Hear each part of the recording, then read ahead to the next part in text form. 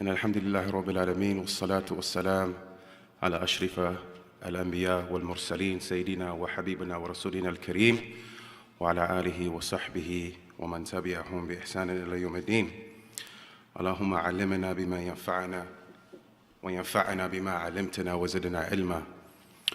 اللهم يجعل علمنا حجة لنا ولا حجة علينا. We begin by sending peace and praise on Allah subhanahu wa ta'ala and peace and blessings on the Prophet Muhammad. And we ask Allah subhanahu wa ta'ala to teach us that which will benefit us and benefit us from that which He teaches us and to increase us in knowledge. And we ask Allah subhanahu wa ta'ala that He causes the knowledge that we obtain and gain to be a testimony for us and not against us on the Day of Judgment. And I ask Allah subhanahu wa ta'ala to guide and bless us all and raise our ranks and cause us to be together in the gardens. Ameen. Today, inshallah ta'ala, as everybody knows, we're speaking upon, as the Imam was, the Millah of Ibrahim and the importance of doing good deeds in these first 10 days of Dhul Hijjah.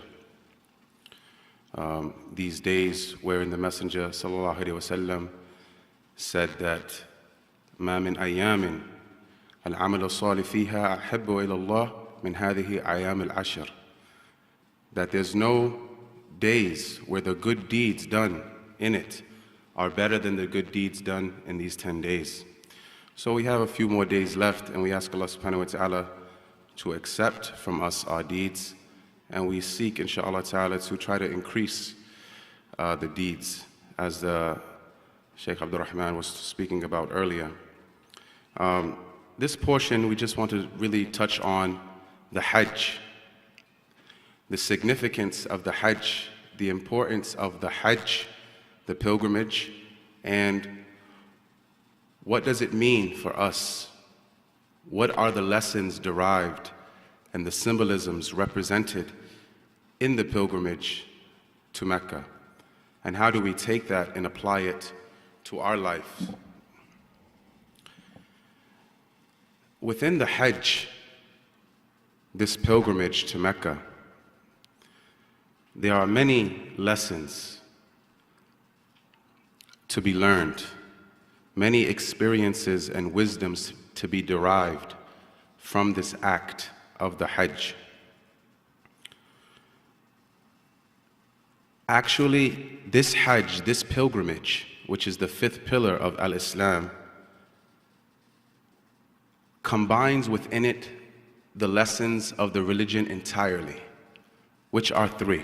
The religion of Islam is represented in three parts, and that is, number one, the aqa'id, which is the fundamental beliefs, and the ibadat, the acts of worship that one does, and the akhlaq, or the suluk, which is the character, the behavior. These three things represent the entire religion: fundamental beliefs, acts of worship, and character in dealing with others. This Hajj combined and represent and show you these lessons in great detail.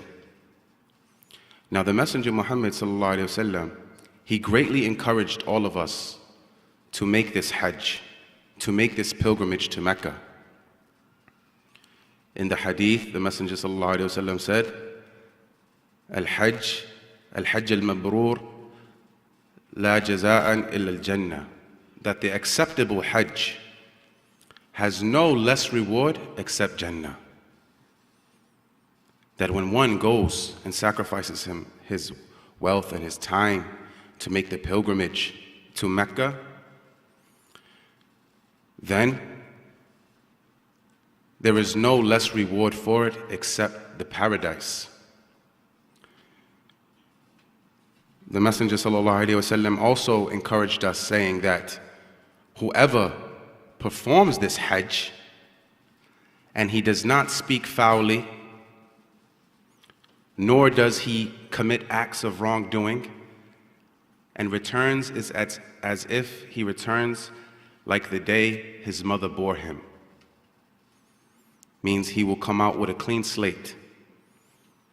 We don't believe in original born into sin. We do believe that the lower self calls to sin and you have to struggle against it, but we're not born into sin. We're actually born pure, free, and then through our actions and our beliefs as we get older, decide whether we are sinful or righteous, right? So one, making hajj and not speaking ill or not committing lewd or immoral acts, then he will return as the day his mother bore him. Also, when a person comes into Islam, when a person accepts Islam and he testifies that there's no God but Allah and that Muhammad sallallahu alaihi wasallam is the last and final messenger, what is the next thing? The salah, the prayer. After he accepts or she accepts the testimonies of faith, then the next thing you teach that person is the prayer. And from the conditions of prayer as a Muslim is what? To face where? To face Mecca. To face the Haram al-Sharif in Mecca al-Mukarramah, the first altar that was built to God by the Prophet Abraham and Ishmael. May Allah be pleased with them. We're not worshiping the stone, right? It's just a focal point. So from the east to the west to the north to the south, everyone in their respected countries, then they face Mecca to offer their prayer. So after they accept into Islam and you teach them the prayer, from the conditions of your prayer being accepted is that you face Mecca. So this is showing you, directing, attaching the heart to this place in the Middle East in Mecca. There are many lessons to be derived from this Hajj. Allah subhanahu wa ta'ala, He says, وَأَذَّنْ فِي النَّاسِ بِالْحَجِّ يَأْتُوكَ رَجُلًا وَعَلَى كُلِّ ضَامِرٍ يَأْتُونَ مِنْ كُلِّ فَجٍّ عَمِيقٍ لِيَشْهَدُوا مَنَافِعَ لَهُمْ. That call them to Hajj. Allah subhanahu wa ta'ala told Ibrahim to call them to Hajj, call them to the pilgrimage, and will come to you, every man, walking, and by any means of transportation, and from all the surrounding countries and lands, and they will come for what? لِيَشْهَدُوا مَنَافِعَ لَهُمْ. So they can see the benefits that they have. And the benefits you have for Hajj is acceptance and the pleasure of your Lord, and also by doing transactions. People think that you cannot do transactions while on Hajj, but actually it is something that is legislated in Islam. You are allowed to buy and sell and do transactions while on Hajj. So you benefit from what? You benefit from the pleasure of your Lord, and you benefit by maybe doing some business transactions. And even now, when you go to the Hajj, there's no more connections that you can make. You meet people from all over the world. So this is a benefit for you. Testifying, Allah subhanahu wa ta'ala testifying to us in the Quran, and we're seeing the benefit. As we were promised that the Hajj that is accepted will have no less reward except paradise, and that your slate will be wiped clean, as well as the business transactions and the connections that you can make while being there by meeting like-minded individuals, people from different parts of the world, and you might never lose their contact. As well as the meat that you eat, then it is of a benefit. So one of the greatest lessons that must be understood, and after we talk about this, then I will tie it to how it affects us and what is our roles and responsibilities here. What is the symbolism of Hajj? What is the lesson it's teaching us? Because it's very deep and very rich. The greatest of lesson that one must understand from the Hajj is the ikhlas billahi bil ibadah, sincerity to Allah subhanahu wa ta'ala in worship. This is the most important, fundamental, ideal that must be taken from the Hajj.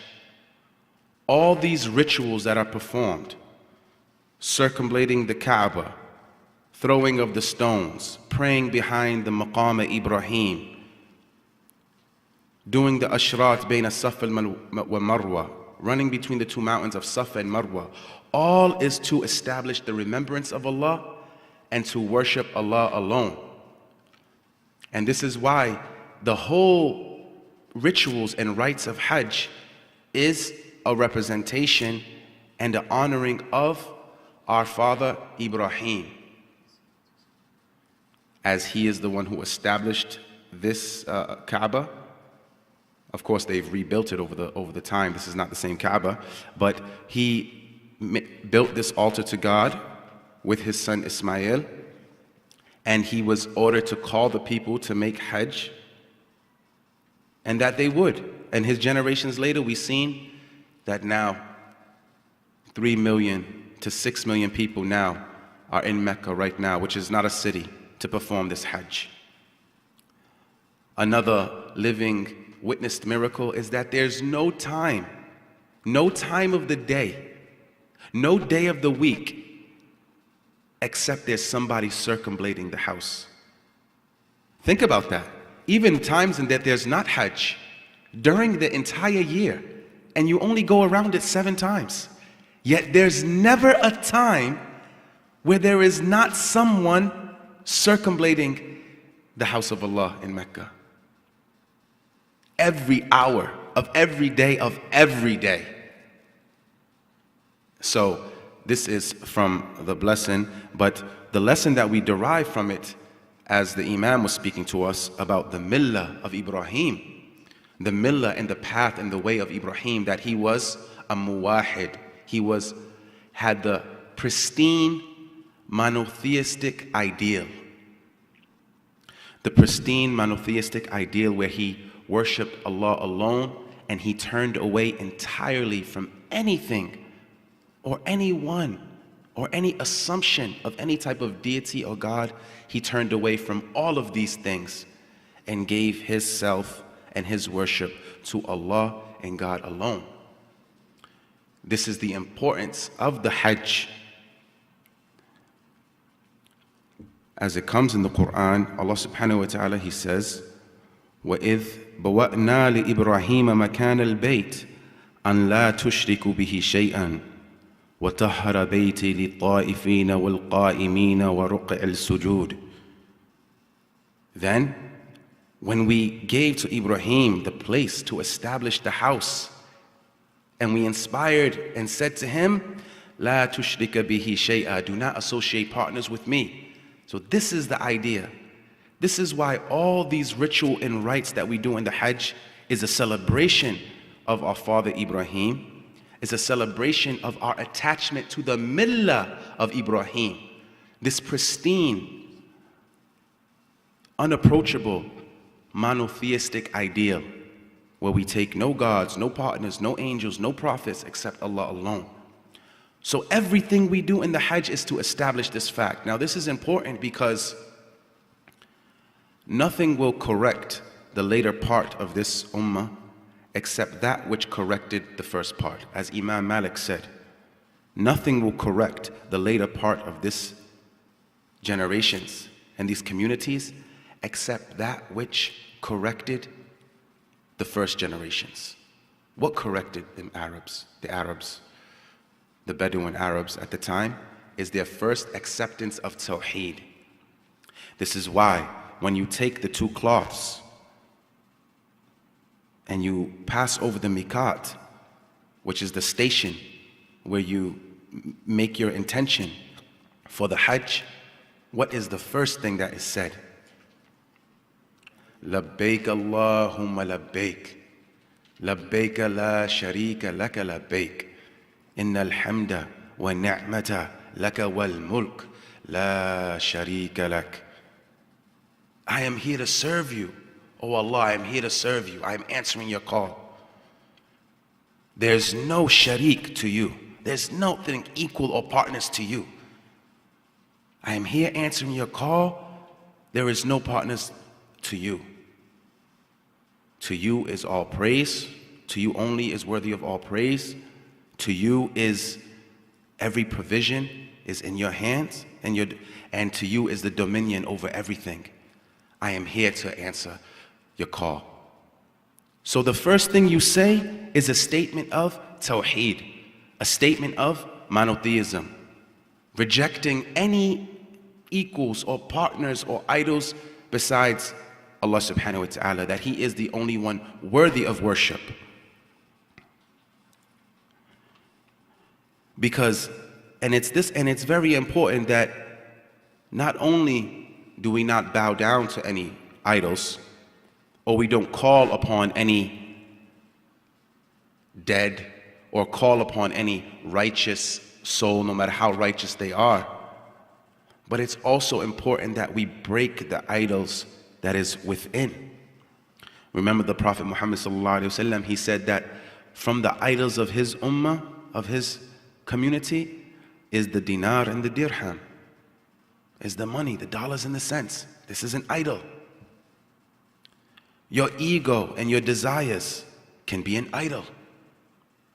Have you not seen the one who takes as his ilah his hawa? Have you not seen the one who takes as his God his own desires? Following your desires in disobedience to Allah is an undertoning of shirk, to associate a partner with God. This is why it is important to even struggle against the self, because the lower base desire that calls you to evil can be an association to Allah. So this is what? To have ikhlas. Ikhlas. This is the most important first point that you need to understand in the Hajj. To have ikhlas and niyyah, to have sincerity of intention. The sincerity is everything. Sometimes you go on the Hajj, during the Hajj season, and you find a guy and he'll tell you, or a woman, and say, here, take this camera, take this picture for me. And then when they get in the picture, they go, are you ready? Take the picture. Holding up their hands, posing for the picture. After you snap the picture, then he puts his hands down. SubhanAllah. What is this? Then he did it to be seen, because he wasn't even truly supplicating or calling out to his Lord. So ikhlas is very important, because if you're doing it for other than Allah subhanahu wa ta'ala, you're doing it to be known, to be seen, for reputation, for consideration, for wealth, for position, for power. All these things that you let come in between you and your acts to Allah subhanahu wa ta'ala alone, then this constitutes shirk, associating partners with Allah, even if it's minor. And it will render your deeds to be useless. It will render your deeds to be useless. As Allah subhanahu wa ta'ala says, وَلَقَدْ أُوحِيَ إِلَيْكَ وَإِلَى الَّذِينَ مِنْ قَبْلِكَ لَإِنْ أَشْرَكْتَ لَيَحْبَطَنَّ عَمَلُكَ وَلَتَكُونَنَّ مِنَ الْخَاسِرِينَ. Allah subhanahu wa ta'ala says He revealed to us, to you, O Muhammad, like it was revealed to the nations before, that if you were to commit shirk with Allah, then you would have rendered your deeds worthless. And in the end, you will be from amongst the losers. So you see a person doing good deeds, and outwardly he's doing acts of worship. Maybe he went to the Hajj, but in his mind, when he returns back home, he just wants to be known as Haji Muhammad, Haji Abdullah. He wants to wear this badge of reputation.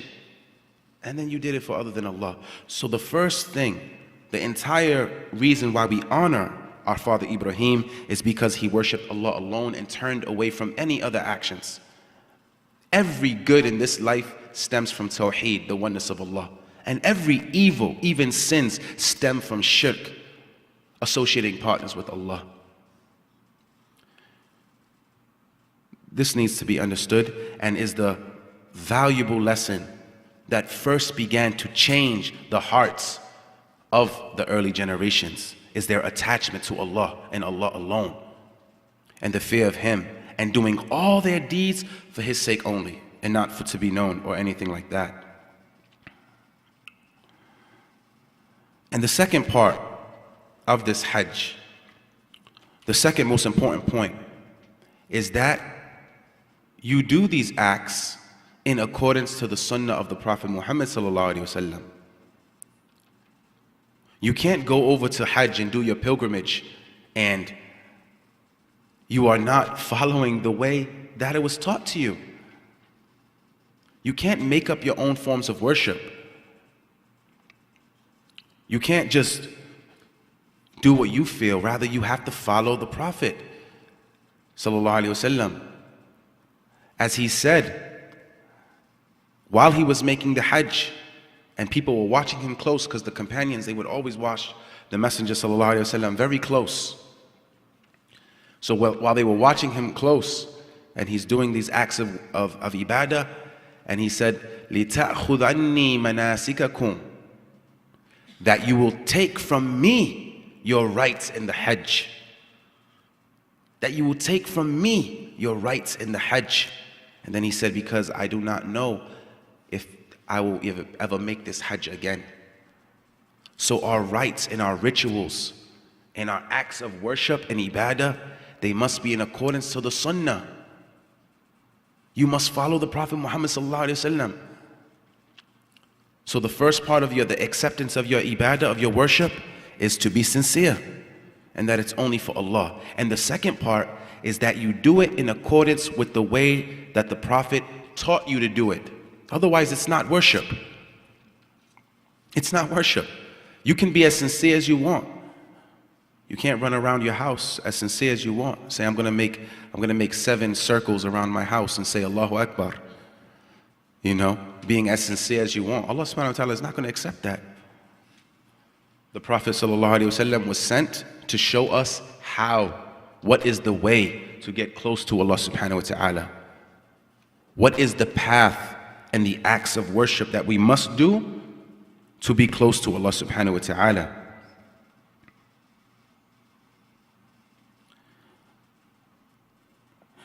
And in the Hajj, the Messenger sallallahu alaihi wasallam gave a talk.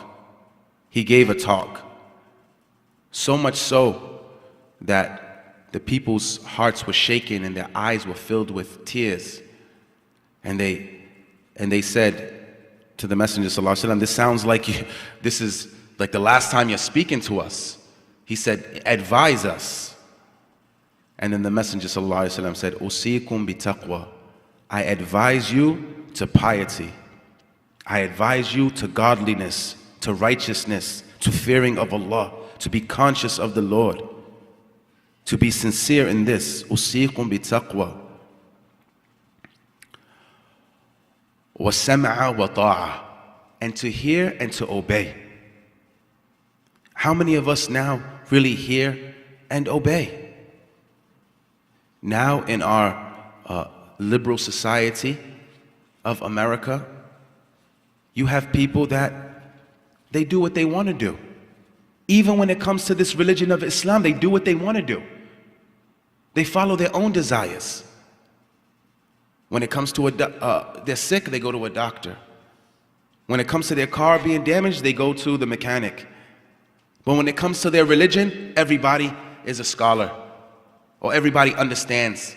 Everybody has his own opinion and his own idea. Sam'a wa ta'a, to hear and obey those who have been given the authority from amongst you.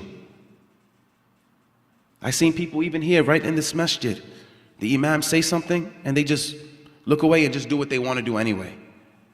There's no order, there's no structure. There can be no success like this. We have to understand this type of organization that is taught to us in Islam. And many people who are not Muslim are organizing, listening to those in authority from amongst them, hearing and obeying. Not for something that is in disobedience to Allah. We're talking about something that you are ordered to do, even you might not like it, but it's not disobedience to Allah, then you're supposed to follow it.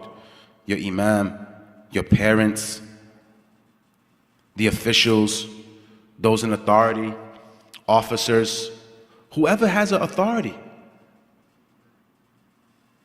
As long as they do not tell you to disobey Allah subhanahu wa ta'ala, then it is upon you to obey them. The rulers of the land, the governors in charge, the officers of the law in charge. And I'm sure the attorney is going to enlighten us more, inshallah ta'ala, with regards to our rights and, when does things go too far and what limitations and what capacity can we choose not to talk and all this type of things. But the thing is, سَمِعْنَا وَأَطَعْنَا. The Muslims was ordered to hear and obey. وَإِنْ كَانَ عَبْدًا حَبَشِيًّا. Even if it was a slave over you. Even if it was a slave who was in authority over you, hear and obey. So long as they do not order you to disobey Allah and His Messenger. Likewise, the imams in the community, or the imams in the masajid that you attend. It's not enough for you just to pray in the masjid and then go.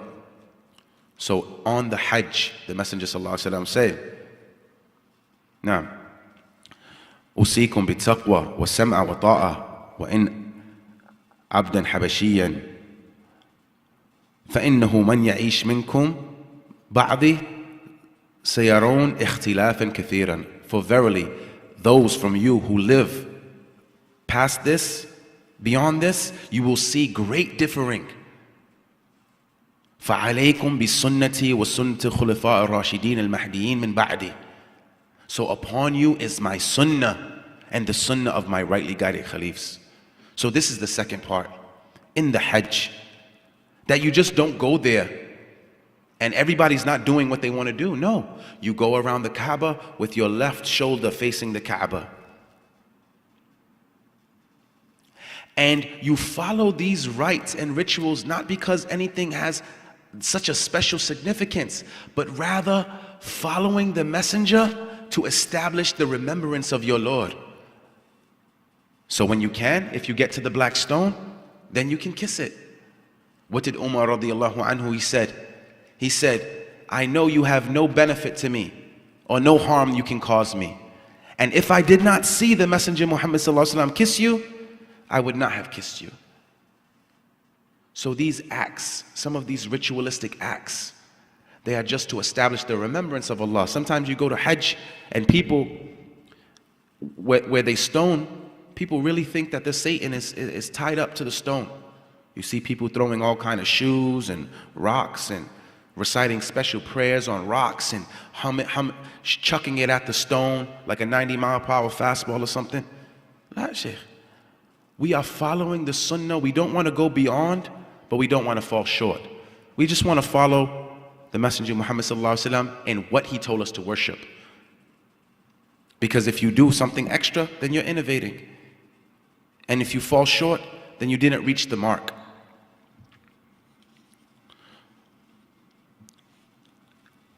And the second part, the third part that I just want to talk about in terms of this Hajj. Now, people from all across the world, rich and poor, those in authority and those who are not in authority, those from this country and that country, different shades and different colors, all coming to one place, wearing the same or similar garbs and doing the same acts of worship.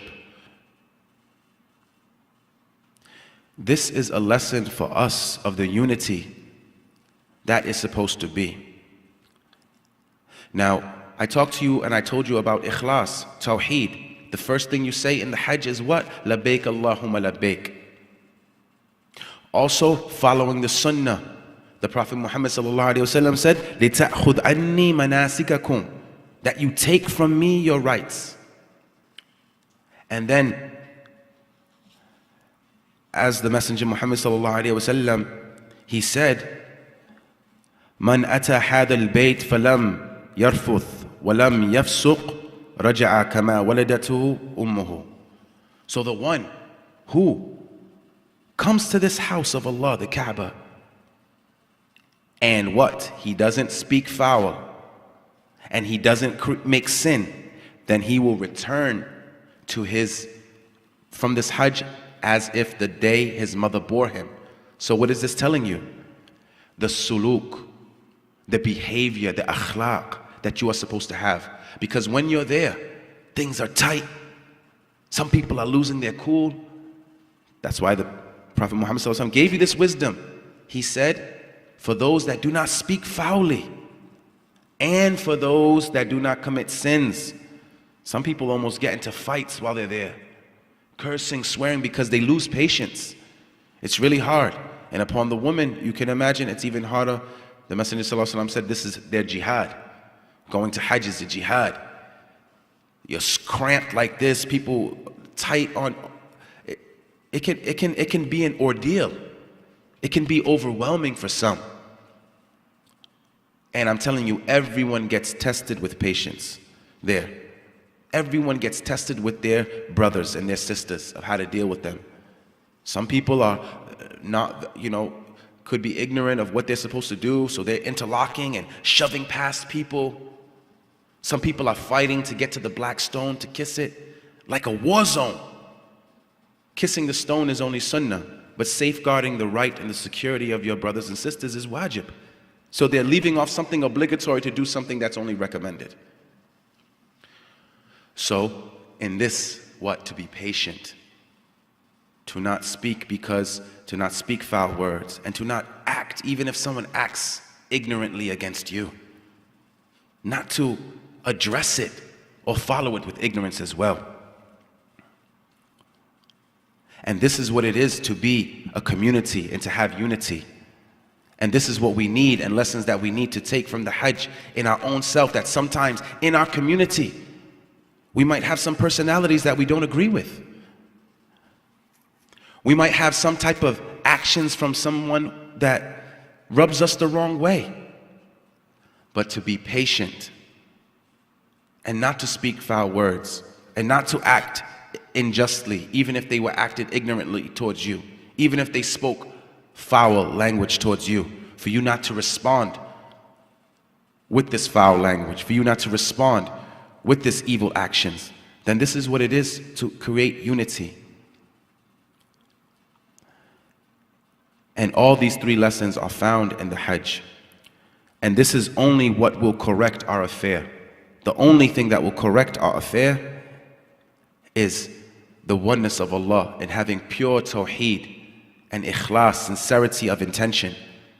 Not doing this for show, not letting our ego get in the way, not thinking we're somebody when we're not, to lowering our wing of humility to our brothers and sisters, to doing things for the sake of Allah, to not have any arrogance. Because if you have arrogance, then what? What is arrogance? Al-kibr.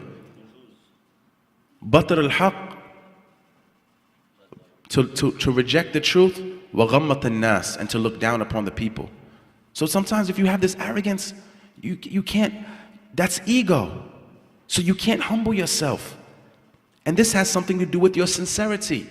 Because if you were truly sincere, then you would be humble. You would. So in terms of ikhlas,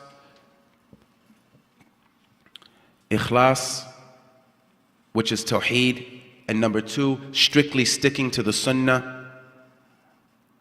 As if you do acts that are not according to the sunnah, it can't be accepted. You have to follow the Messenger Muhammad. And being together as one group, which takes for us to have good character dealing with each other. Because we might not like everything they're saying. So this is what is taught to us in the Hajj. This is what is taught to us in the Hajj.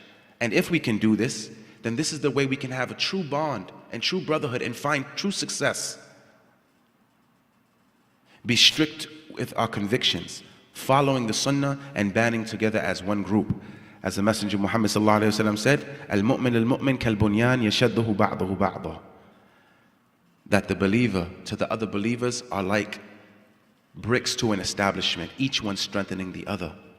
So something you need to understand here, kal-bunyan, like a building. That means if you are not together, nothing can be built, and you will find no strength. يَشَدُّهُ بَعْضُهُ بَعْضًا. And this takes us tawheed, and it takes us following the sunnah, and it takes us having good character dealing with each other. And these are the lessons that you learn in the Hajj that we must apply in our community in order to build, to strengthen, and to move forward. And I ask Allah subhanahu wa ta'ala to correct our understanding and increase us in knowledge and allow us to strictly adhere to the sunnah and to bring us together as one unit and one community, that we can have growth and development and render and usher in a new culture within our masjid. And as the Imam was saying, bidayatul jadid, and a new beginning. وآخر دعوانا أن الحمد لله رب العالمين وصلى الله وسلم على نبينا محمد وعلى آله وصحبه أجمعين.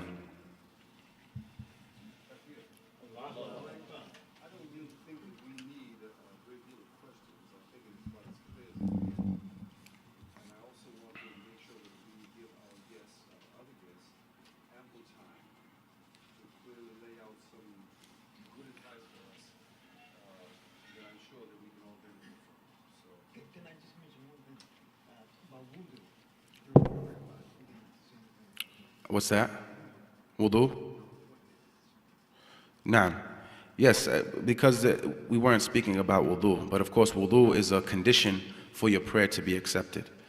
Obviously, you need to teach the wudu before you teach the prayer, and that's part of it being the prayer.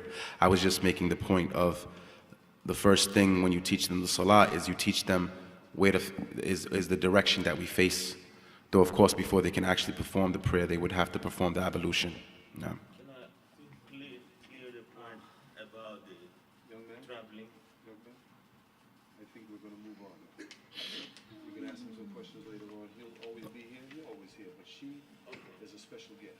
No, inshallah. So, assalamu alaikum. So without further ado, Alhamdulillahi Rabbil Alameen, thank you the young Sheikh for Ibrahim, Abdul Rahman. I got Ibrahim on my mind. He's going to be going away. We want to give him a blessed trip and a safe return to us all. Right now I'd like to ask our good sister to come up and lay it on us. Inshallah, Sister Barbara Dugan, and as I said before, here's a bit of a profile of her. So anybody, move over a little bit taller. Move over a little bit so nobody can get past. Move over, Tariq, move over a little bit. There you go, Miss Dugan.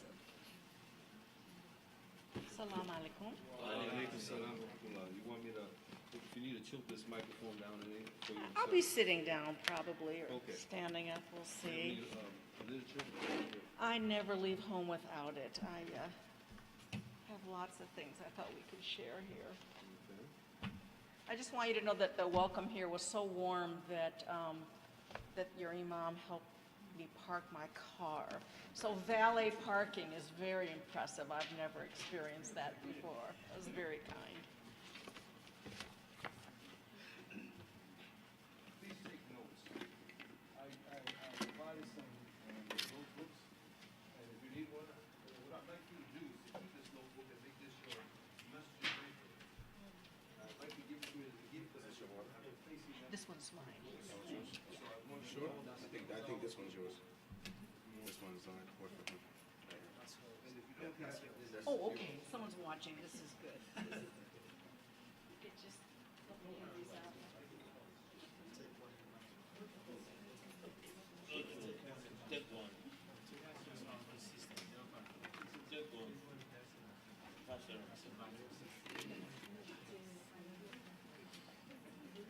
Before we get started, I'm also going to pass around a sign-in sheet, not sign-in, but if you want to receive our emails and aren't on our list already, you probably only need one of these. I'll pass this around. I've even got pens for you here if you need them.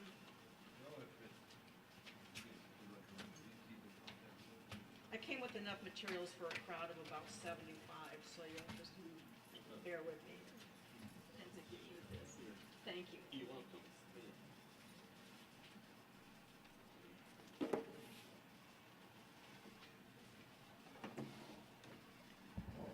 So this is good. This is good. I came prepared not to talk to you, but to have a discussion with you about the subjects that you're interested in. Before we get started, though, several disclaimers. I mean, what I'm going to talk about is the law. I feel very strongly that the law is only one tool in a very large toolbox that's available to us to help us make for healthier communities, lead our lives how we want, and seek justice. So I think sometimes people do elevate the legal system beyond what it deserves. So again, it's a tool in the toolbox, but by no means is it the only tool. It's a tool that answers some questions, leaves many others unanswered. It's a tool that sometimes helps us and sometimes doesn't. It's a tool that sometimes hurts us too, and sometimes doesn't. So I will do my best to answer your questions. You had said, that I'm here just for this afternoon. We're local, we're in Boston, our office, so, and my information is going to be on a lot of the handouts, so we're always available to answer questions for you. Could you please tell me a little bit about CARE? Sure. CARE is the Council on American Islamic Relations. Our national office is in Washington, D.C. It was founded, I think, about 20 years ago. I know that when I was doing this kind of work after 9/11, CARE was who I turned to for help with a lot of the issues. There's chapters now. I think we have, it grows so fast that I can't keep up with it, but about 35 chapters around the country, because people are realizing there's a need for communities to come together and organize and have a voice to represent them. I like to think of us as a small but mighty Massachusetts chapter. There's 4 of us. Our executive director is John Robbins, who worked tirelessly to get this chapter up and running starting in 2015. I think that's right. We have a government affairs director, a wonderfully talented young woman who does our legislative work. We also, chapters decide to have different positions. I think our executive director and board was so smart in choosing to add on a youth empowerment worker, another one of my incredibly talented young colleagues. I love going to work because I see these young women, and it's the future. It's the future of what good advocacy looks like. So she works with young people. We decided that's the future of a healthy community, is to bring the young people on board and teach them the skills that they need to advocate for themselves and their community. Last weekend, they did 4 solid days with the first time we've done it, a Muslim youth advocacy program, which was 30 young people between the ages of, I think, 13 to 17, who were with us, well, not me. I was the only one who wasn't active in this. But the young folks were together 24 hours a day. And I came to like one event at the State House. And again, it just made my heart soar to look into this group and see the future. It was quite wonderful. And then in the end of 2016, I came on board as the chapter's first civil rights director. So what that means is I'm the staff lawyer, staff paralegal, staff intake worker, staff caterer if it needs to be done. There's just me, but we get wonderful support from a lot of other places. So that's what CARE does. We're much more than just a legal office, which it makes us for a much richer environment, I think. It's very much committed to enhancing understanding about Islam and also, again, making young people proud of their community and doing a lot of other kinds of outreach work. But I do the legal stuff. So that's who and what CARE is. In terms of things we could talk about today, it's up to what would be useful to you. I will tell you what I'm not competent to talk about, because that's only fair. I don't do immigration law. It's an entirely separate creature, and you don't advise people on immigration issues unless you know it. So if you have immigration questions, I can certainly get someone who can speak to you, but it won't be me. The subjects that I thought for a Boston community would be useful, I have materials, and again, we can also try and do other things too if it works. But on harassment, whether it's by other people on the street or in your home or school or wherever, as well as police officers. I mean, it doesn't really matter what color someone's clothing is when they're doing things to you. Your rights in the workplace. If the FBI comes to pay you a visit, that happens a lot in Boston. And public accommodations, what I call public places and public spaces, your rights to go to any store or any other public place or use any other public facility that everybody else can. And then when it comes to policing, I mean, we could talk all day about that issue, and it might be even appropriate for a follow-up program if you really want to work on that. I brought a handout on youth and police, because I think that's where we see the critical interplay, and especially teens, who are trying to learn how to live independently and stretch their wings. I'm a parent, we all know that phase, but we have to keep them safe during that period. And also, the right attitude and respect goes so far. So I have a handout on that. What sounds good? What sounds interesting? Or what sounds necessary? How to respond when police stop us. The one thing I don't have a handout on, but that's okay. Well, and how, we have till 5 o'clock. I mean, I can stay as long as you need me. You might have to turn off the microphone at some point and tell me to go home, but do you want me to look at the next hour?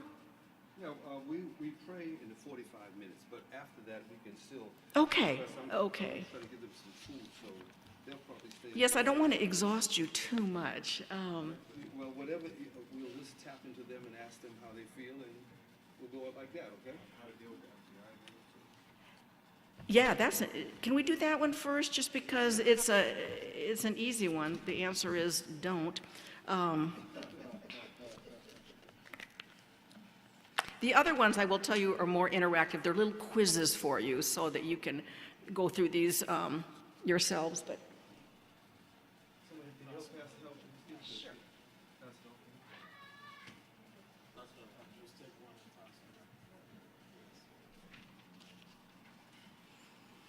So to state the obvious, CARE and the rest of the Muslim community doesn't want to see any harm come to anyone, and we believe you should go to law enforcement if you have knowledge of some imminent threat to public safety. We all get that, despite what you may hear in other quarters. But something is happening in the last 10 to 20 years that's I didn't expect to see it happening again, I will say, in my lifetime. That bio makes me sound much younger than I am. But to have federal law enforcement agencies come to the homes of Muslims who are just leading good, normal lives and ask them to answer questions about their religious beliefs, the beliefs of the person sitting next to you here this afternoon, family members, your imam and others, or your political beliefs. I mean, maybe I'm naive, but I did not think I would see that in my lifetime. We heard about some of that during the McCarthy era, but a lot of us thought that was, that was then, this is now. In fact, that is what's happening. I'm not gonna put anybody on the spot unless they want to talk about it, but the FBI does come to visit a lot of folks in this area and around the country. The visits are probably a little less aggressive than in some parts of the country here, but that doesn't make them any less worrisome. Our position is this: if the FBI shows up at your door, you should very politely decline to speak with them, get a name and number, call us, and we will call for you to find out what they want to talk to you about. They may actually want to ask you a question that is necessary about identifying someone, or, you know, there could be a legitimate reason. I will just tell you that when I make those calls back, I say, hello, my name is Barbara Dugan from CARE, and I'm calling the cell phone of an FBI agent named Fred, because they oftentimes don't seem to have business cards on them. And, you know, my client just wants to know what it is you'd like to speak with him about. Because if it is legitimate, you know, then the client can make an informed decision. No FBI agent has ever called me back. Now, I'm not that scary. So what does that, I mean, what do you think that tells us? They're not coming because there's a specific thing they're looking for. It always bothers me when someone calls me to tell me that the FBI came to the door, and then I find out they're calling me after they've had this lengthy conversation. Ugh. And the very understandable response is, I haven't done anything wrong. So why should I be hesitant to talk about, you know, myself, my views, my community, my mosque, or, you know, the country I came from, especially folks who've immigrated from other countries. And I always say that the FBI knows you haven't done anything wrong. If somebody thought you had done something wrong, the contacts you'd be having with law enforcement would look very different. They'd look very different. You know, and if you were in trouble, you would be getting hauled in before a grand jury, or something along the lines of a criminal investigation would be going on. But when they just show up at your door, and I've had people tell me, say, oh, I just kind of want to know what you think about what's going on back in Pakistan. Well, go read a Pakistani newspaper, with all due respect. So these are, you know, efforts to see if there's something that can be dug up. And when I'm telling you this, I'm not, you know, trying to, you know, criticize the entire FBI, because we also turn to them. Is that me with the feedback? We turn to them when we have instances when we get threats or when our clients get threats. But this function of the FBI is just nothing that's going to do you any good. There's no benefit to you to have those conversations, and there are way too many risks for something bad to happen. On the handout there, I talk about the video that a different organization did, Muslim Advocates. It's really good. They also have a scenario showing at the airport. But it's useful because they're asking questions, and then when, you know, the typical thing would, like, you know, tell me about him. And then you say, well, I don't really know that guy. And they'll say, well, that's funny. Weren't you seen sitting next to him at, you know, 5 p.m. on August 18th? Lying to a federal agent is a federal felony. So what happens is people try to hem and haw their way out of these conversations, and they dig a hole for themselves. If these, I mean, when you were in that position, you have been compromised, and you're vulnerable to being pressured to do other things. And it's common for people to be pressured to become informants in their own community. I mean, when we go into large gatherings, and I don't know about you, but we sort of assume that there may be somebody who's, you know, doing that. We don't know, but nothing, you know, I'm going to tell you here is secret, or I would be ashamed for it to be known. But it just, there's probably no good that will come of it for you. So that's our position on that. Sometimes I need to know when to just stop on that one.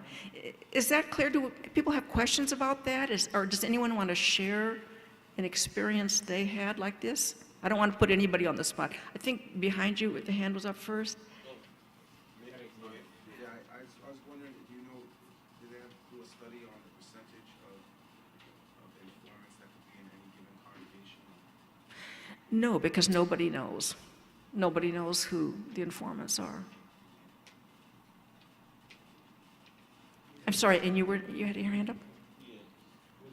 I want to make sure the FBI service, like you say, you come from Washington, D.C., and here you have an office as well in Massachusetts for care staff.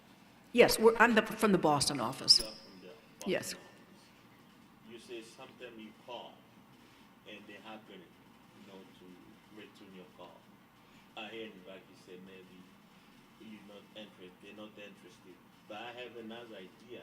Sometimes I don't think they're not very interested, but because when they hear the lawyer, first of all, you say you're a lawyer, right? Yeah, You or I live say I'm from CARE, Massachusetts, in yeah. care. And then they know you're gonna escalate it, polemic, Please make your questions concise Okay, and not lengthy. all right. So Okay? I sometimes they know they're gonna rule it no matter what. You're just a lawyer, right? But the law is there. They got their law. FBI work with the government, right? It's another entity.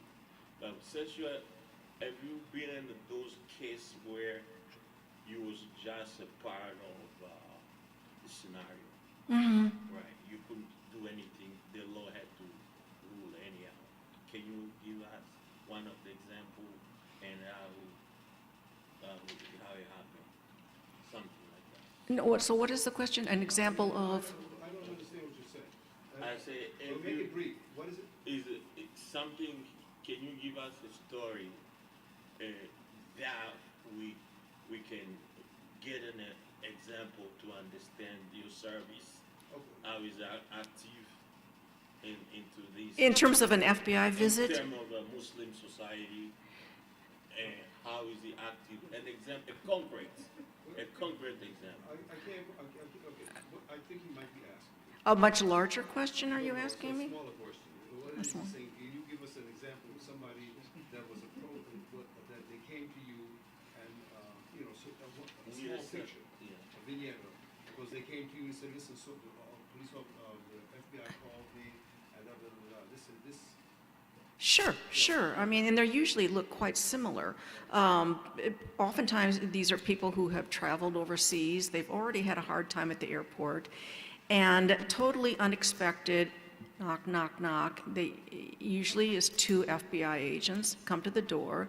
I mean, sometimes they will come. It depends what city you're talking about, too.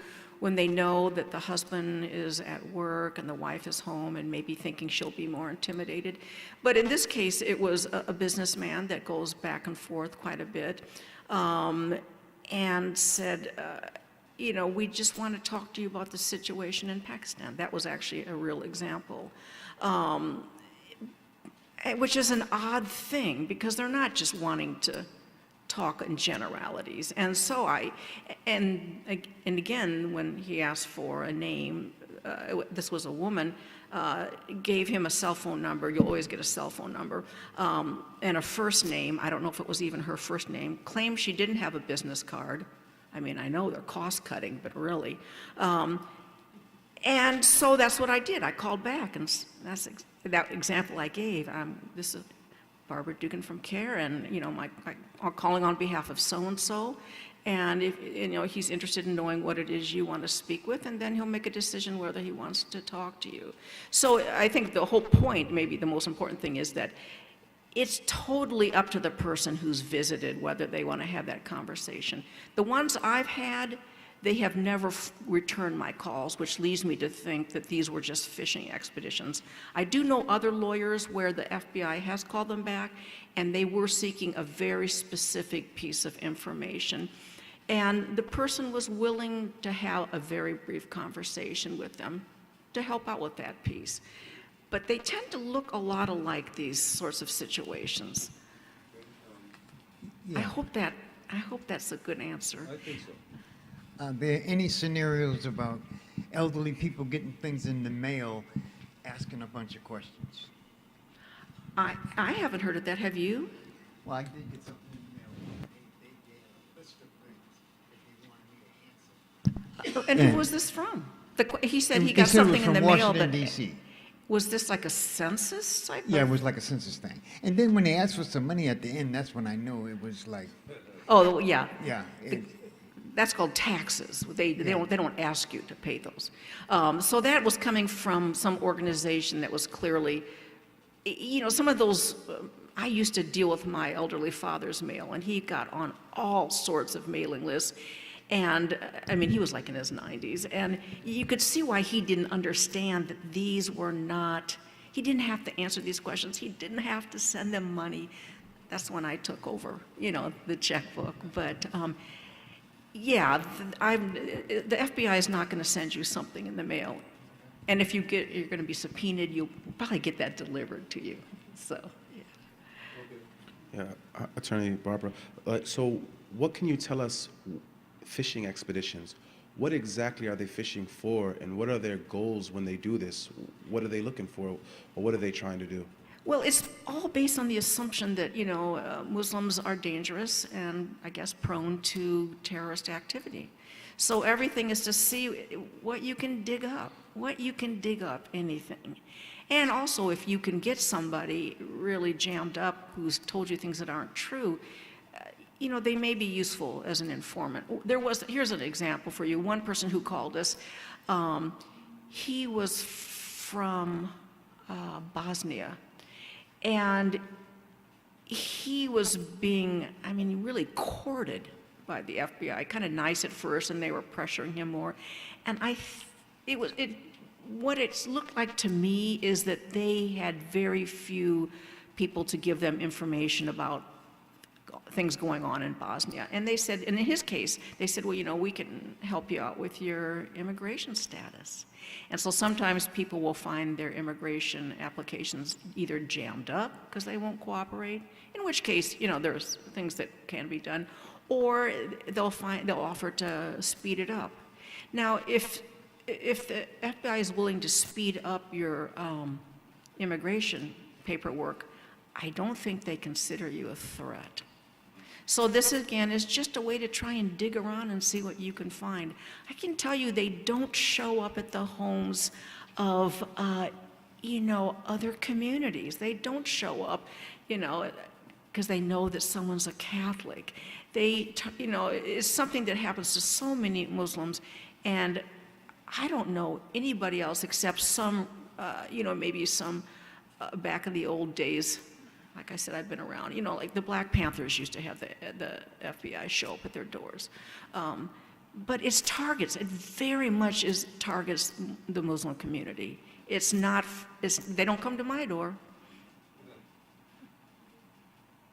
You're all welcome to come to my door because I'm very nice when people come, but they're interested in seeing what they can dig up, if anything, with the basic assumption that somehow you probably know people who are up to no good.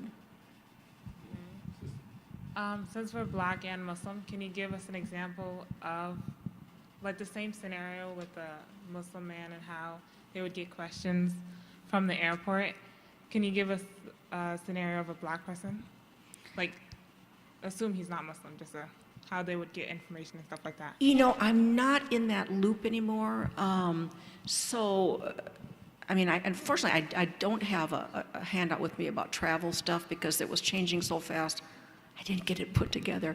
The clients who come to me now, it's clear they're being pulled over as Muslims, but communities of color report back that it's also happening to African Americans who are not Muslim. I don't have a finger on the pulse of that at all, so I would feel very hesitant to try and speak to what's going on in the airports for Muslims, people of color who are not Muslim. I don't know what is going on. Not airports. Like usually they would get, like for example, you have a drug dealer, and they go door to door to try to figure out their whereabouts or whatever, and they knock on random Black people's door and stuff like that. kind of want an example on that. It doesn't have to be about airports, just Yeah, yeah. I'd have to try to think of some specifics. I used to, in my last job doing sentencing reform, would hear a lot of those stories. I'm not sure, what the Boston police are doing these days. I mean, it's a standard investigative technique. You can knock on people's doors. Whether people want to cooperate with you, there's a lot of different reasons they may not, but I'm just not in that community and hearing from impacted folks, so I feel like whatever answer I would give you is just not an authentic answer. Sorry. I have a question like that. I did a wedding in Canada, and my wife and I went there. Actually, it was for my youngest stepson. And on our way back, they kept us in the airport for the longest time. They went through our bags, and they went through our bags again. But what I'd like to do is, do you have any of your pamphlets or any of your information there that would tell us what kind of rights that we have at the airport? Just as I do not. I'm still working on that one, and I apologize. I ended up getting some things. I think I spoke to John Robbins when I came back and asked him. That's right. You had been, yeah. And so he told me, yeah, I didn't have to because they wanted my wallet, they wanted my cell phone. I said, you can't have my cell phone. Yeah. You can't go. They can't go through your cell phone. Well, I can refuse. I turned it off. Yeah, I don't have a good hand on it. I'm just handed out just now the police and youth one, just because it kind of ties into some of the questions you were asking. And we can go back to that. But in terms of, travel is just crazy. The Fourth Amendment says that law enforcement cannot search you or seize your belongings without probable cause or a warrant. Right. The exception is at the border. Right. And so when the law became what it is, the border exception, it was back when we were just talking about going through suitcases. Right. Well, they went through the suitcase, but they wanted to see my wallet, Well, they wanted my that's cell it. phone. But now it's your cell phone and everything else. And in secondary screening, people talk about how going into those rooms, it's illegal to target people because of their race or religion. It happens as we're speaking. It happens on a daily basis, a nightly basis. That is what's going on right now. So the problem, as a U.S. citizen, you always have the right to come back to the country. So far, there's been people put on no-fly lists who couldn't get back in, but those got taken care of. So you always have the right. And when I get a good handout on that, when I was trying to do this, there were so many different views on this that I couldn't really put one thing together. But they ask for your cell phone, you can refuse. All of these things, there's no good answers because it's all a balancing act. You can refuse, and then they need to decide, do they want to escalate it more? So they can, if they want, seize your cell phone, take it away, and then you're sitting there for a couple hours while they go through it. I said that we had to get a hotel room and stay overnight. They kept us so long, we missed the flight and had to... We should file a complaint for you. Yeah. They also sometimes, if they really are interested in you, they will take your cell phone, and you might not get it back for several weeks because they've done what's called a forensic search at that part. Yeah. There's a quickie search where they look through it, look at your social media. I'm not on social media. Part of it is I couldn't figure it out, and then I decided it was a good idea to stay off. But they'll look at, but if they want to, they can take your phone and do what's called a forensic search, where they download everything that's on it. Right. I mean, that's a lot of people, that's your whole personal history. I heard you might have pictures of your family and stuff, Or your client's information. I spoke to a doctor who they downloaded his laptop that had all sorts of confidential patient information. So far, the courts have not caught up with this, and at this point, you can decline to participate in those things. And then the question is, are they that interested in you or not? What I can do is send you to pass out. There's all different groups that have some really good tips on how to travel. People who do nothing but, there's the Electronic Frontier Foundation. people who know all about this kind of stuff. But there's no, I'll see you, I see you, I'll get to you in a second. There's no good answers to a lot of this stuff.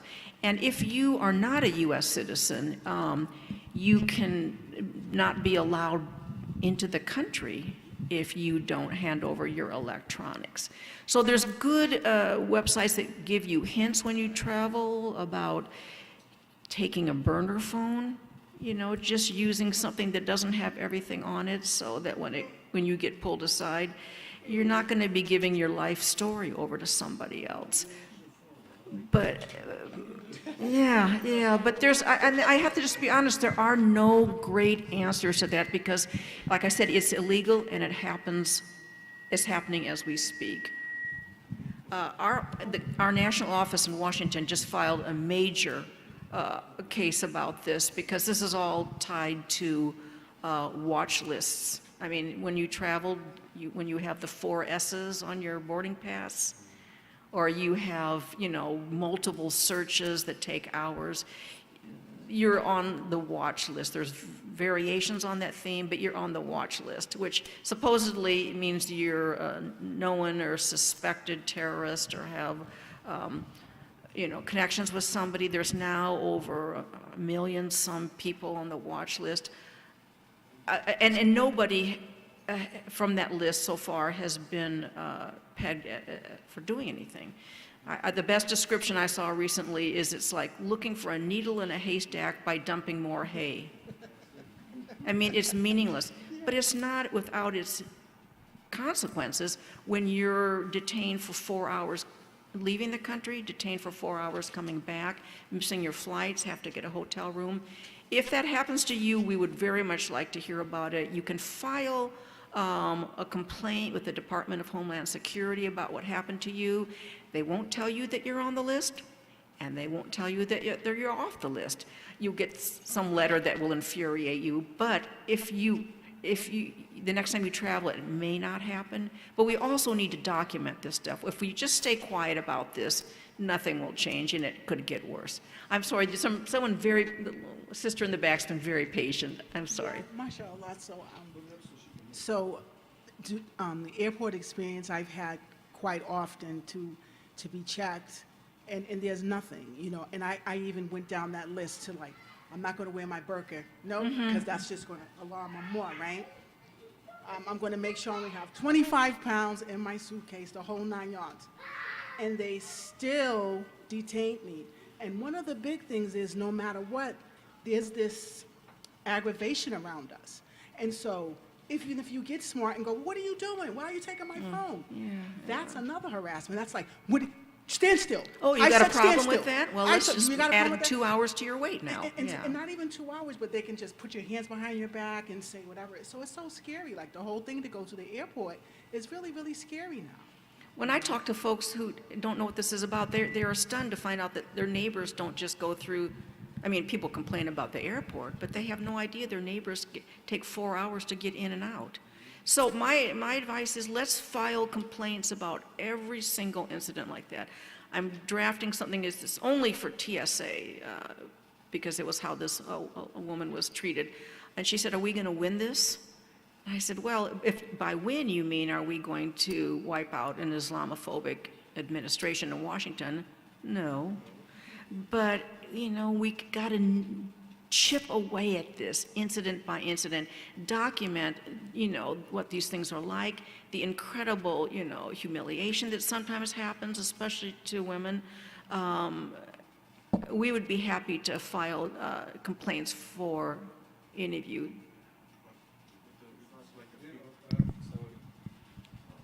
And I apologize, we can have an entire session on this topic because it's. Yeah, I know, and I know you said you don't really know about this, and yet we've dragged you into that because I couldn't resist, could I? I couldn't resist. I feel like that's a lot of the problems probably a lot of people face. So I heard of the Freedom of Information Act. Yeah. What does that exactly detail for us? Are we able to get the records of what they're writing about us, the notations that they're taking, or what's being said about us regarding that? No. Because if that's the case of being stopped and just, you know, I know, a lot of people on the list, Yeah, yeah. because, and they actually have dictation. And, I came into Boston the last time and stood in front of him for like 2-3 minutes as he read a whole thing. And I said, "What are you doing, reading a biography?" And he said, "Yeah." I said, "Well, good. Well, I don't have any more information to tell you then. It's all right there. It's the same situation that you know." Yeah. So, but it took me, so there's nothing we can do to get that information, to know what's being filed on us or what they're typing in the airports or being said about us? And I apologize if I misspoke and said I don't know this. I don't know immigration. Travel stuff, I just don't have the written materials prepared for you. You can do a Freedom of Information Act request, and you're just not going to get anywhere. If you get anything back, it's all going to be, everything's going to be blacked out. It's seen as, a national security issue. You won't find out how you got on the list, and you won't find out if you're taken off. You'll only see how you're treated the next time you travel. I mean, it's an excellent question. Hopefully, in the case that CARE National filed about a week ago, they will get into what's called discovery, where you have to exchange, you have to give information as part of a lawsuit. But I would also expect that the feds will fight tooth and nail and say, that's all national security. We can't give over that. But you and I, we won't get that. We won't get that. Great idea. So even if you do it, you're just going to get a paper with a bunch of blacked out. I don't know if you'd even get that. I mean, people don't even bother to do it because we always just say, don't, spend your time doing something. Sure, yeah.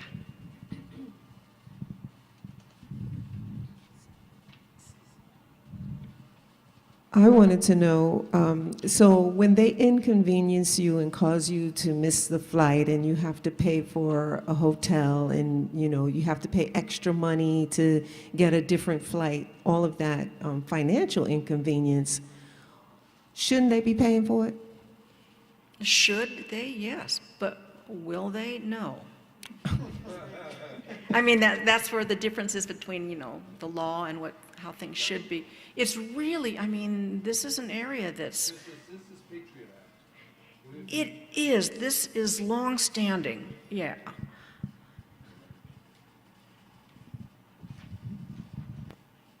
I make a question? Well, Is it, but I didn't want to, be smart alecky when I was answering that.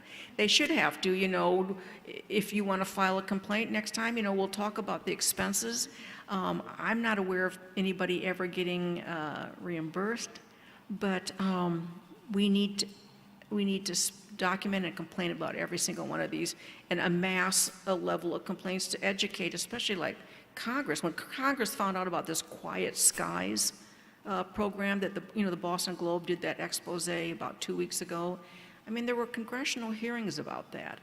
It's a slow boat to change, especially, in the current administration. But if people don't speak up, I think it's become normalized. It's illegal. Yes? Have you heard of any cases where people sued them for harassment? And if you did, can you give us an example? Well, there's a lot of pending litigation on this. There's some inching by a couple courts towards needing reasonable suspicion to search somebody. The one improvement that was made is that if you're on the no-fly list, that's a subset of the watch list where you can't get on an airplane or a bus or a ship to get back home. You have to be told, there's a little due process there now where you at least have the basics of due process are notice of what's going on and a chance to contest it. And so there have been cases where, I know that that's improved where you at least can contest no-fly cases. We had a case, the national office, earlier this year where an imam from Utah the rest of his family came back to the States, and they said, oh, while you were gone, we put you on the no-fly list. Obviously the timing is very intentional. they don't do this before you leave the country. They do it after you leave the country, and then you can't get back home. But there was a lawsuit filed about that, and he came home pretty quickly. Just nice. So, not in concluding, but the salient points, the most important points I think that you've brought out is that when they ask you questions that you feel, matter of fact, any questions, the best thing for you, any one of us to do is to contact you, and so that you can negotiate or broach the, Except you won't be able to call anybody while you're being in secondary questioning. Right, but I'm saying if they come, the FBI comes to your door and asks you some questions, they say, yeah. good, give me your number. Yeah, yeah. You So ask for a that's it. business So card. tell them, so give me your number. I'll get back to you. You say, please give me your name and No, number. give me your name and number. That's right.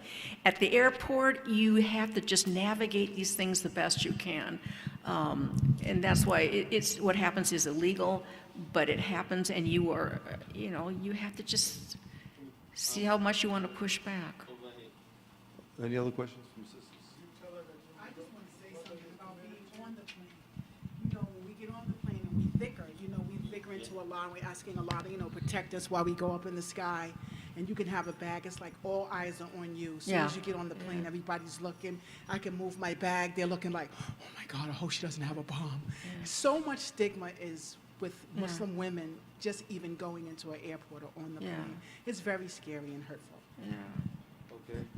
No other questions? Okay, good.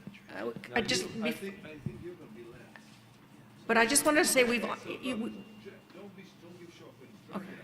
can talk, I just want to say we can talk about this as much as we need to, but we could also talk about workplace, hate crimes and harassment, public accommodations, just so you know. But I know this is something that affects, sure. There was a brother in this community.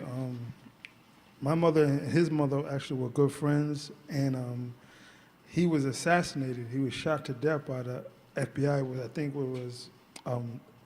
They were following him for like 2 years doing an investigation on him.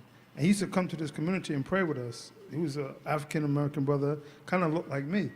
And the FBI or the police said that he came at them with a knife, and then they shot I'm him. familiar with that case. That was the alibi. But he was actually a member of this community. His mother was crying on TV. I see their ma'am and other brothers of the establishment on TV. But it was something where it was a real situation that happened. Yeah, a man lost his life, Yeah, well, yeah, it's another story, but it can happen to any of us, So, I would like to talk about some of the things that you because you have a body of information that I think that you might be wanting to share about. You said the workplace and other things like only that. if it's of interest. Yes. You don't certainly. have to keep me happy. I'm here to. No, but tell us some things about the workplace. Sure. Your rights in the workplace. What a good cue. I can help you. Thank you. You want? This is an interactive one with, questions. I thought it might be. So I'm going to call on people, all right? I'm going to call on people. A store owner won't hire a woman who wears hijab, telling her, sorry, my customers won't like that. You'll drive away business. Can the store owner do that? All right, who thinks it's number one? Yes. I think he can. You might get stopped afterwards, but he can lay it on you if you want. I don't know if it's legal. Oh, okay, yeah, you can do things. Would there be consequences? That's a good point. People can do all sorts of things, and they do all sorts of things. It's whether it's legal. I was just making these easier questions for you. No, the owner cannot discriminate against anyone in Massachusetts anyway, based on race, religion, color, and numerous other factors. In the history of, employment law gets very complex too, but that's been used as people have tried that. well, my customers are going to freak out if there's a Rastafarian, you know, at the front counter. I mean, there actually is a case in Massachusetts where it was a Rastafarian, I think, at an auto supply parts. You can't, first of all, you don't know that your customers are as racist as you are. But even if they are, it's not an excuse. It's not an excuse. You cannot discriminate. I'd just like to put in, you can't directly discriminate. Stereotype. Well, you can stereotype all you want if you're just thinking it or saying it, but when you refuse to hire somebody, that becomes discrimination that's illegal under state and federal law. But you can stereotype. Well, how does it, you know, and how does, How does it appeal? well, I mean, stereotyping is sort of what you think about people. You can think whatever you want.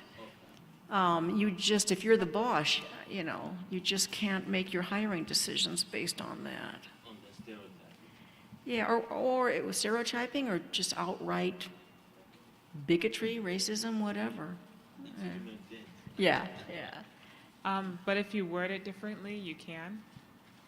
It's not about, give me an If example. you're not directly saying that, hey, I'm not hiring. Did I make you these too because you're easy? black. Did I make these too easy for you?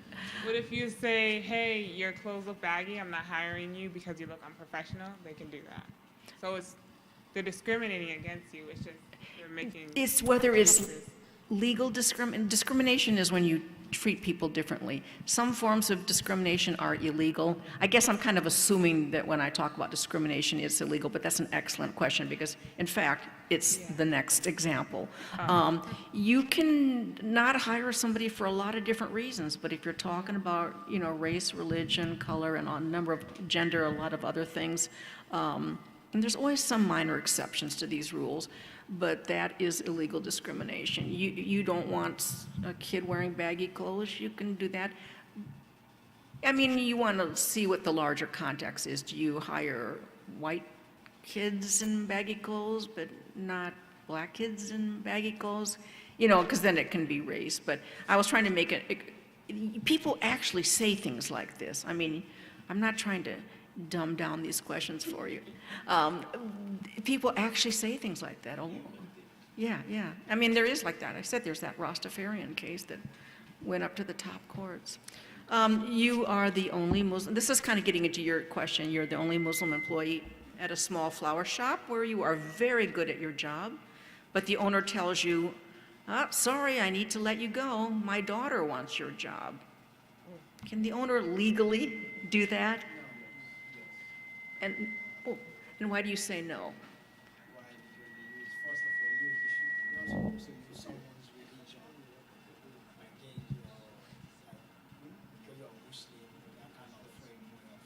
Well, what if, but the daughter wants the job? Yeah, I'm sorry, but my daughter, I'm going to employ my daughter. Instead of you measuring religion, you can just say, oh, yeah, it does. No. Well, I mean, the answer, unfortunately, is that you can be fired or let go, if that sounds better, for any reason, as long as it's not on the list of illegal discrimination. So if, in fact, the daughter really does want that job, even though she's a terrible flower arranger, and the Muslim employee is fabulous, that's not discrimination. How many people here have ever had a boss who was unfair? How many of you ever had bosses who were crazy? You know, there's a lot of unfairness in the workplace, and I think that's probably one of the most common questions we get. The law doesn't require an employer to be fair or wise, or, you know, it's just that the law does set limits on what you can do based on categories. And again, if this case, the shop owner said, well, my daughter wants that job. No, I'm just setting the scene. The store owner isn't raising that issue, but let's say you walk by that store after you're fired and there's nobody filling your position or it's not the daughter, that's how you know that they're trying to hide. The assumption in this example is that because the person is doing a good job and was hired in the first place, they're not discriminating against them. It's unfair, perhaps, but there's no requirement of fairness in the law. It's, There's one more question. She I can got go. sisters and we'll close out the show. She will go, she can let go. she can be let go. Then let go. That's the I would like to ask a question.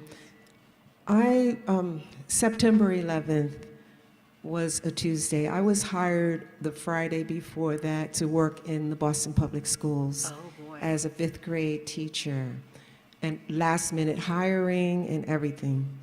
I did everything to get the classroom together, learn the curriculum. I was a newly hired teacher to take the place of somebody who didn't show up. Monday, met the students. Tuesday was September 11th. And there was a deputy superintendent who had told, I was working for a different school prior to that, and she had told the principal that he shouldn't keep me. So she was still, so the new school that I was hired in, she was over that school as well. And after September 11th, she told the principal to fire me or to let me go. Now, that sounds like because I was Muslim It does. and, you know, You hadn't had time to be a bad employee, had you? right. So, and they just, and the principal, who was very supportive, came to me and said, I am so sorry. If, you know, I really wanted to work with you, but when your supervisor, you know, says that you got to do something, you got to do it.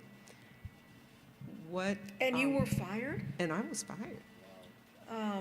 Well, that, I'd file a case over that. Okay. Oh, yeah. Actually, on the back side is the answers to these questions, sort of. No, I just want to know. I would think that would absolutely be illegal discrimination based on your religion, absolutely. On the back, it talks about, in Massachusetts, every employment discrimination complaint, if you want to take the legal route, has to go through the Mass Commission Against Discrimination or the EEOC. And if you file at the EEOC, they'll also probably send it to the MCAD within 300 days of the last act. So that's about 10 months, but don't count it by months, count it by days. Right. So that's that, and if you don't, you are out of luck. I'm Yeah. really sorry to hear that happen. I would hope they have learned their lessons since then, and who knows, but that would be a classic example. I'm going to change this and add that.